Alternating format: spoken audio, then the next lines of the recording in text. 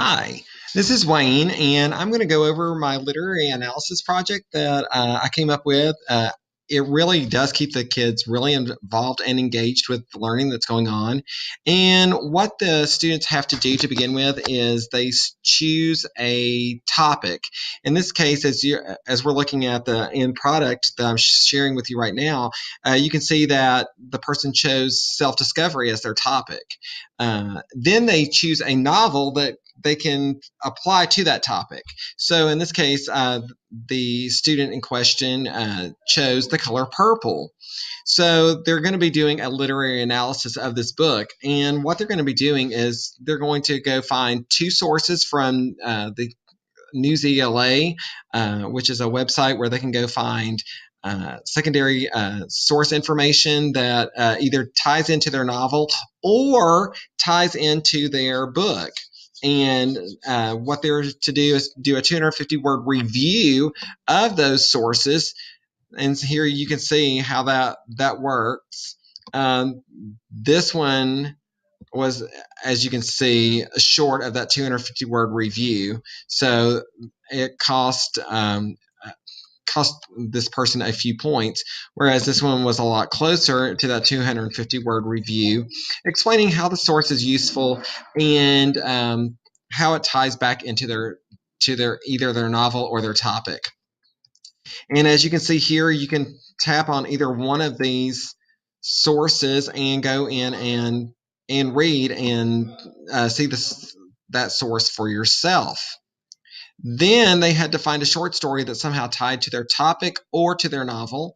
And here you can see that for the color purple, this person chose this short story here.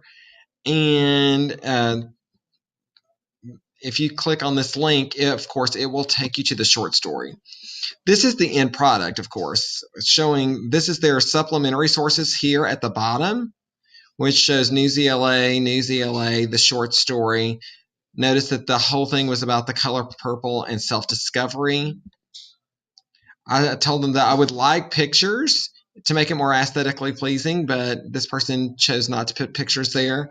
She also included two nonfiction articles, which that was an option that they also had, and a poem. Excuse me.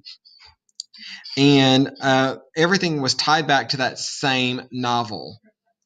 Also on this, they were to find a TED Talk.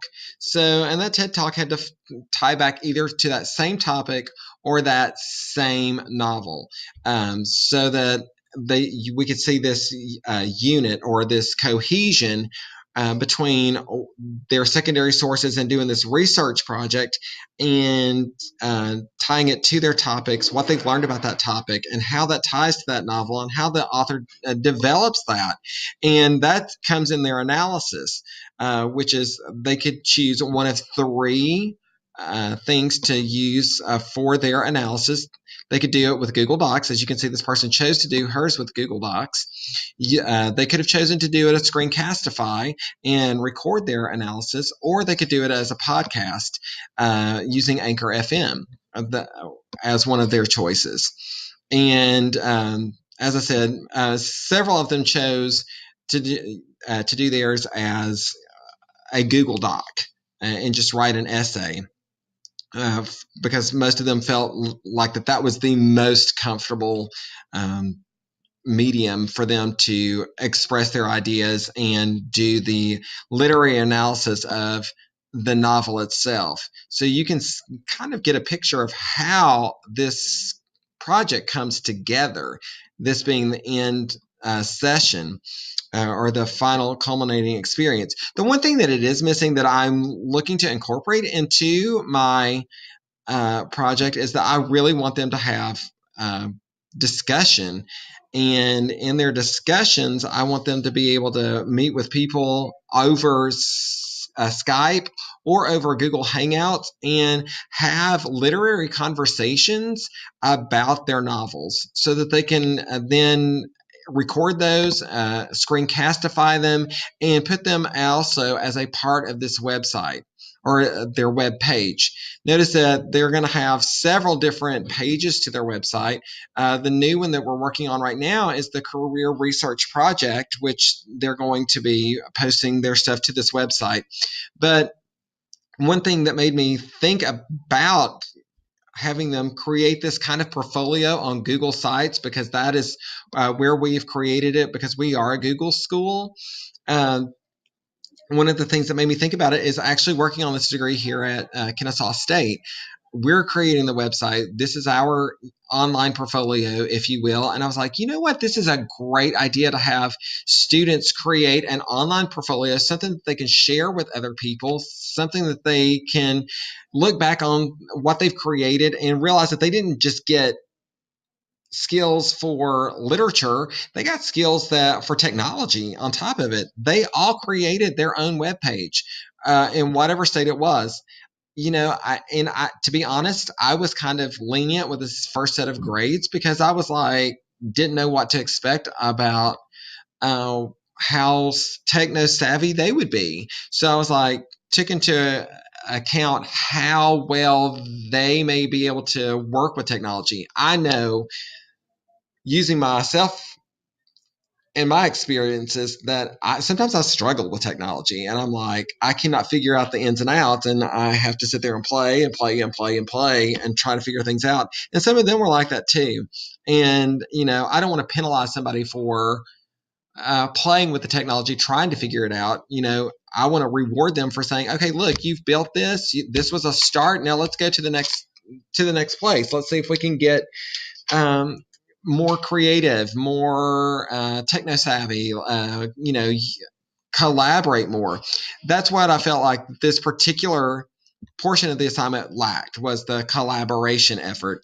And that's the other reason I would like for them to be able to Skype and to use Google Hangouts and other resources and technology tools like that to enhance their learning, to deepen their understanding of stuff. And, it really builds on the 4 C's that we've learned about this whole semester. It's got that, I think you can see the creativity element in it, because they choose their articles, they choose their book, they choose their topic. There's just like tons and tons and tons of choices here, which I think really makes it a strong project and strong lesson plan.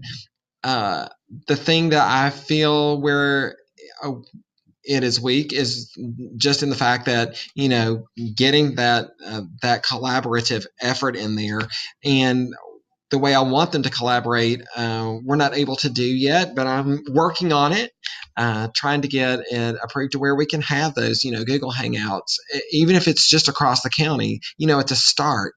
And I feel like getting that start is just as important as getting the final product.